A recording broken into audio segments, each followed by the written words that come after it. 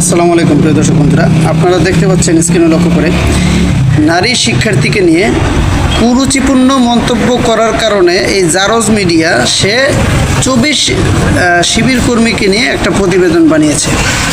অথচ প্রতিনিয়ত ধর্ষণের যে পরিমাণ জোয়ার উঠছে বাংলাদেশে, বাচ্চা শিশুদেরকে নির্যাতনের যে পরিমাণ জোয়ার বাংলাদেশে উঠছে তা নিয়ে তাদের কোনো মাথা ব্যথা নেই।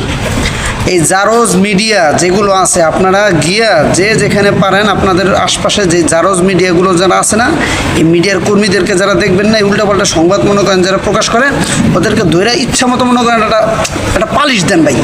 আপনারা যে যেখানে পাইবেন ওদেরকে এক্সের পালিশ দিবেন, এক্সের পালিশ ছাড়া কোনো কথা নাই। ওদের খালি পালিশ যদি ঠিকঠাক মতো দেওয়া হয় তাহলে ওরা ঠিক হইবে, এছাড়া ওরা ঠিক হওয়ার কোনো সুযোগ নেই। কারণ ওদের পেটে ভারতের টাকা পয়সা ঢোকে, তো এদের পালিশ ছাড়া দ্বিতীয় কোনো পন্থা নেই, দ্বিতীয় কোনো রাস্তা নেই এদেরকে ঠিক করার মতো। একটাই পন্থা, পালিশ। তাইলে যদি ঠিকঠাক মতো সংবাদ যদি প্রচার করে, নাইলে এই ধরনের প্রোপাগান্ডাই ছড়াইবে, এই ধরনের উল্টাপাল্টা নিউজই তারা ছড়াবে। ভিডিওটি যদি ভালো লেগে থাকে শেয়ার করে দেবেন। ধন্যবাদ।